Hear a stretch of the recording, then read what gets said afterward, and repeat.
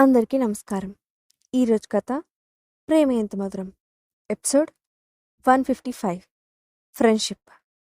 ఇక స్టోరీలోకి వెళ్తే, అక్షయ్ కోసం ఇంటికి వచ్చిన అరుణ్కి మత్తులో మూలుగుతూ ఒళ్ళంతా జ్వరంతో కాలిపోతున్న అక్షయ్ కనిపించాడు.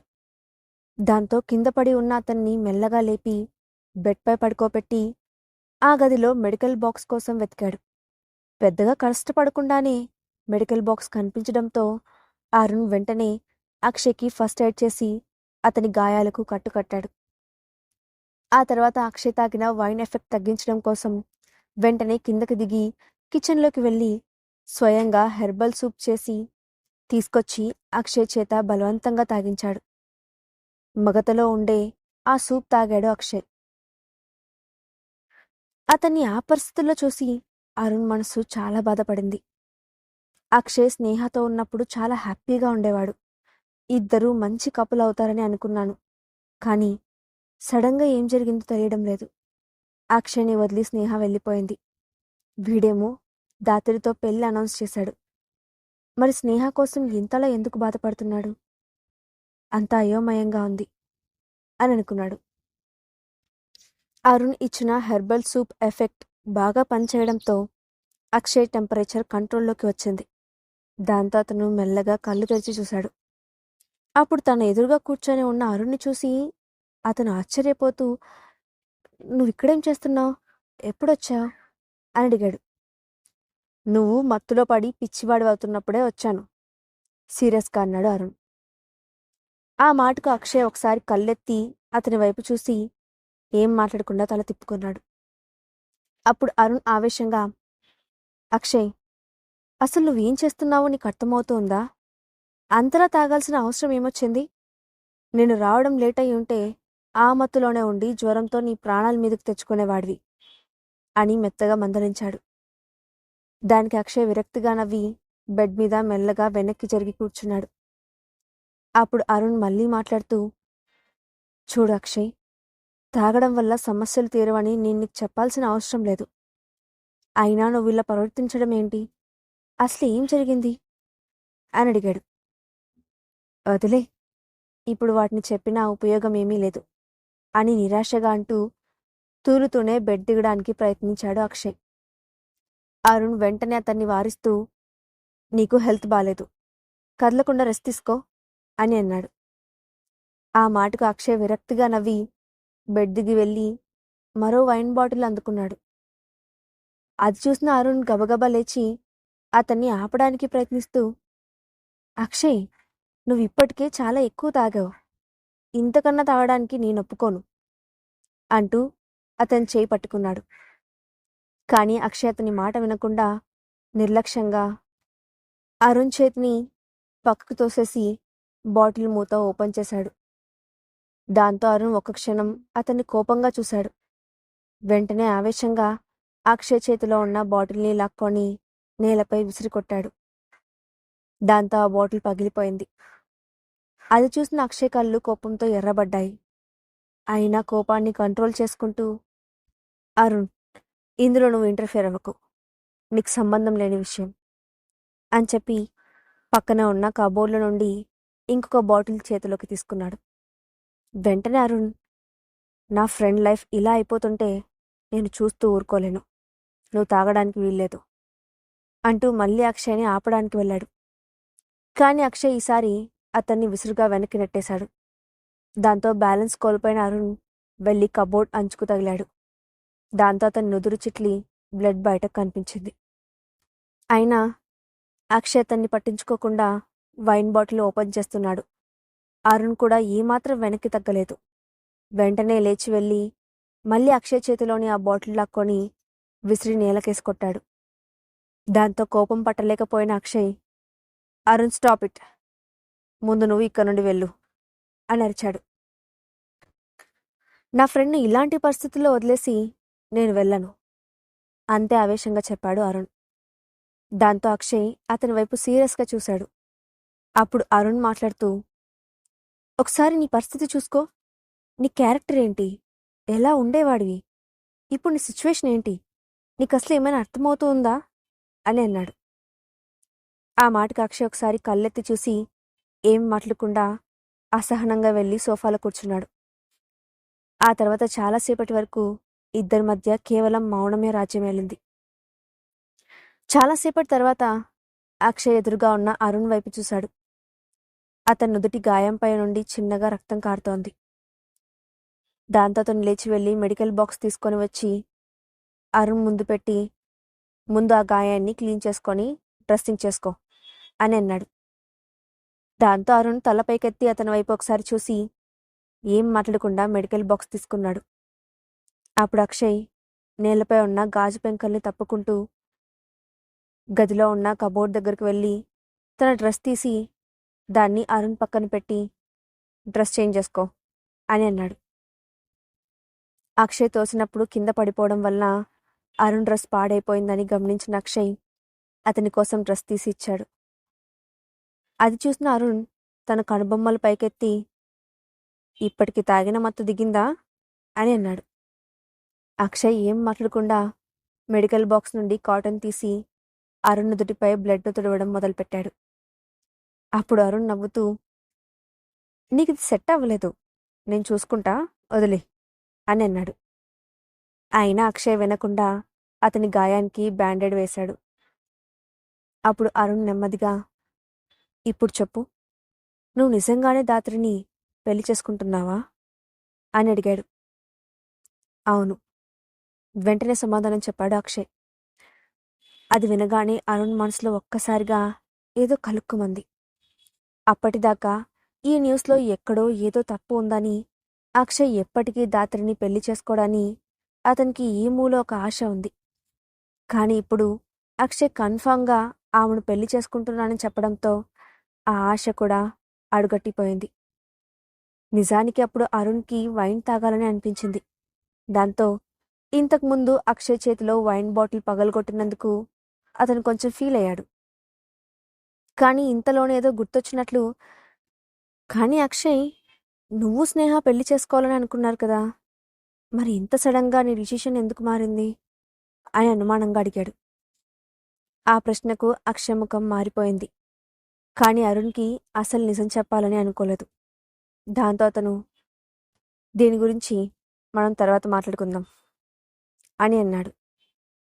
ఆ సమాధానంతో ఆ టాపిక్ మాట్లాడడం అక్షయ్కి ఇష్టం లేదని అర్థం చేసుకున్న అరుణ్, సర్లే, ఏం జరిగితే ఏమైంది, ఇప్పుడు నువ్వు దాత్రిని పెళ్లి చేసుకోబోతున్నావు. ఆమెకు కూడా నువ్వంటే చాలా ఇష్టం. మీ ఇద్దరు సంతోషంగా ఉంటే అది మంచి విషయమే. నువ్వు కూడా ఆమెను బాగా చూసుకోవాలి అని అన్నాడు. ఆ మాటలకు అక్షయ్ ఆ విషయం డిస్కస్ చేయడం ఇష్టం లేనట్లుగా ఫేస్ పెట్టి, అవన్నీ నాకు తెలుసు, నేను చూసుకుంటాను, ఇక నువ్వు వెళ్ళు అని అన్నాడు. అది విని అరుణ్ నవ్వి, ఈ డైలాగ్ వచ్చిందంటే నీ మైండ్ సరిగ్గానే పనిచేస్తుందని అర్థం, అయితే నేను వెళ్ళొచ్చు అని అంటూ పైకి లేచి, నీ హెల్త్ కూడా జాగ్రత్తగా చూసుకో అని అన్నాడు. అని మాత్రమే అన్నాడు అక్షయ్. ఏదైనా అవసరమైతే కాల్ చేయి అని చెప్పి అక్క నుండి బయలుదేరాడు అరుణ్. అప్పుడు అక్షయ్ వెనక నుండే, థ్యాంక్స్ అరుణ్ అని అన్నాడు. అరుణ్ అది విని ఏం మాట్లాడకుండా చిన్నగా నవ్వి వెళ్ళిపోయాడు. ఆ తర్వాత కాసేపు మౌనంగా కూర్చుండిపోయాడు అక్షయ్. కాసేపటికి హఠాత్తుగా అతని కడుపులో ఆకలి వేస్తున్నట్లు అనిపించింది. దాంతో నిదానంగా లేచి కిందకి దిగి కిచెన్లోకి వచ్చాడు అక్షయ్. ప్రస్తుతం ఆ ఇంట్లో అతనికి వండి పెట్టేవాళ్ళు కూడా లేకపోవడంతో అక్షయ్ నేరుగా వెళ్ళి ఫ్రిడ్జ్ డోర్ ఓపెన్ చేశాడు. కానీ అందులో తినడానికి ఏమీ దొరకలేదు. దాంతో అతను నిట్టూరుస్తూ ఫ్రిడ్జ్ డోర్ క్లోజ్ చేయబోతుండగా లోపల ఇన్స్టంట్ నూడిల్స్ ప్యాక్ ఒకటి కనిపించింది. అక్షయ్ వెంటనే దాన్ని చేతిలోకి తీసుకొని చూశాడు. స్నేహ అప్పుడప్పుడు యువన్కి నూడిల్స్ చేసేయడం కోసం ఆ ప్యాక్ తెచ్చి ముందుగా ఇంట్లో పెడుతూ ఉంటుంది. అది చూసిన అక్షయ్కి ఇప్పుడు తనకి ఉన్న ఆప్షన్ అదొక్కటే అని అనిపించడంతో వెంటనే వెళ్ళి స్టవ్ ఆన్ చేసి 10 నిమిషాల్లోనే నూడిల్స్ని ఉడికించాడు. కడుపులో ఆకలి దొంచేస్తూ ఉండడంతో నూడిల్స్ బౌల్ తీసుకొని టేబుల్ దగ్గర కూర్చొని ఫోర్క్తో హడావిడిగా నోట్లో పెట్టుకున్నాడు. స్నేహ చేసినంత టేస్ట్గా లేకపోయినా తినడానికి అతనికి సరిపోతుందని అనిపించింది. దాంతో గబగబా తినడం మొదలుపెట్టాడు. కానీ 2 స్పూన్లు నోట్లో పెట్టుకోగానే, డాడీ, మమ్మీ చేసిన నూడిల్స్ బాగున్నాయా? నేను చేసిన నూడిల్స్ బాగున్నాయా? అంటూ అడుగుతున్నట్లుగా యువన్ గొంతు వినిపించింది. దాంతో అక్షయ్ ఒక్కసారిగా ఆగిపోయాడు.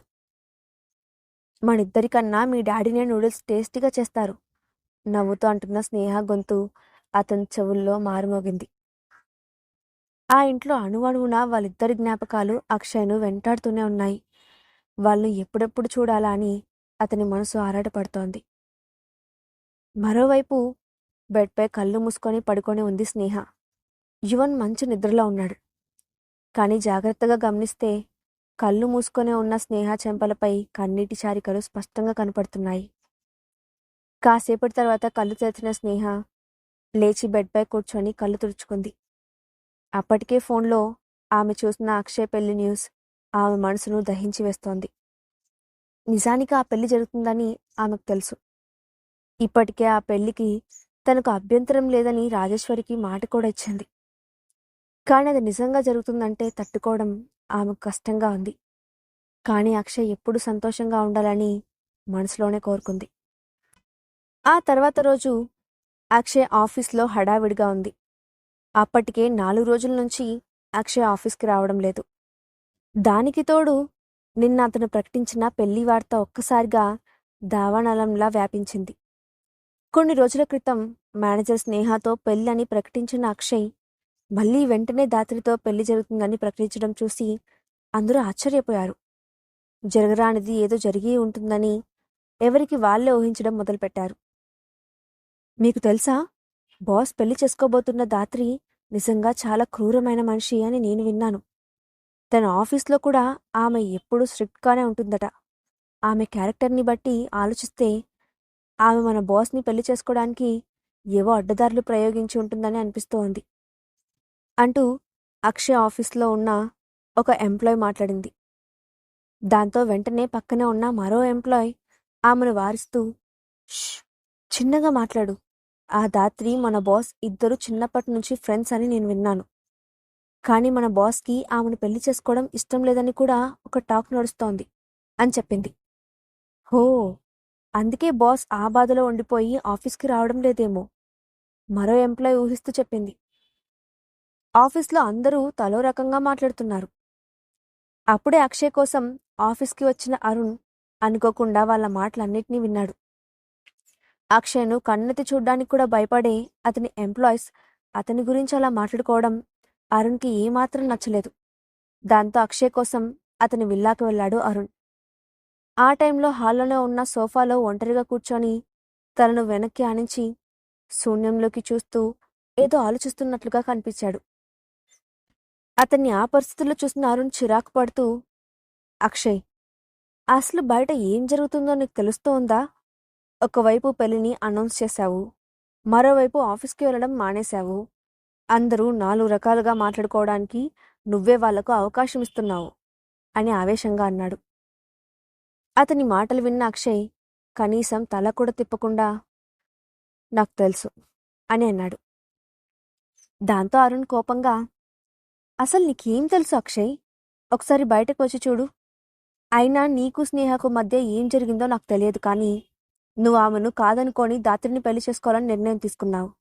ఆ విషయాన్ని ఇప్పటికే నువ్వు ప్రపంచానికి చెప్పేశావు. అలాంటప్పుడు నువ్వు ఆమె బాధ్యతను కూడా తీసుకోవాలి. ఆమె గురించి కూడా బయట ఎవరూ నోరెత్తి మాట్లాడకుండా చూసుకోవాల్సింది నువ్వే అని అన్నాడు. ఆ మాట వినగానే అక్షయ్, ఇది నా ప్రాబ్లం. నేనేం చేస్తున్నానో నాకు తెలుసు. నువ్వు ఎవరి గురించో బాధపడాల్సిన అవసరం లేదు. ఒకవేళ దాత్రి వేరే వాళ్ళని పెళ్లి చేసుకోవడం నీకు ఇష్టం లేకపోతే నీకు ధైర్యం ఉంటే నువ్వే వెళ్ళి ఆమెను పెళ్లి చేసుకోవచ్చు అని నిర్లక్ష్యంగా సమాధానమిచ్చాడు. ఆ మాట వినగానే అరుణ్కి మతి పోయినట్లయింది. దాంతో అతను కోపంగా, అక్షయ్, నువ్వు ఇలా ఎలా మాట్లాడుతున్నావు? ఆమెపై అంత విరక్తి ఉన్నప్పుడు మరి ఆమెను పెళ్లి చేసుకుంటానని ఎందుకు చెప్పావు? ఇది నిజంగా నువ్వు ఒక ఆడపిల్లకు చేస్తున్న అన్యాయం. నువ్వు ఇలానే చేస్తూ ఉంటే అది ఒక రకంగా దాత్రిని ఇబ్బంది పెట్టడం మాత్రమే కాదు, స్నేహ నీపై పెట్టుకున్న నమ్మకాన్ని కూడా నువ్వు నిలబెట్టుకోనట్లే అని అన్నాడు. ఆ మాట వినగానే అక్షయ్ తలపైకెత్తి, ఏంటి, నువ్వేమన్నావు అని మళ్ళీ అడిగాడు. స్నేహ మాట వినగానే అక్షయ్లో స్పందన చూసిన అరుణ్, అతని పరిస్థితి చూసి కొంచెం జాలిపడుతూ నెమ్మదిగా, చూడు అక్షయ్, అసలు ఏం జరిగిందో నాకు పెద్దగా తెలియదు.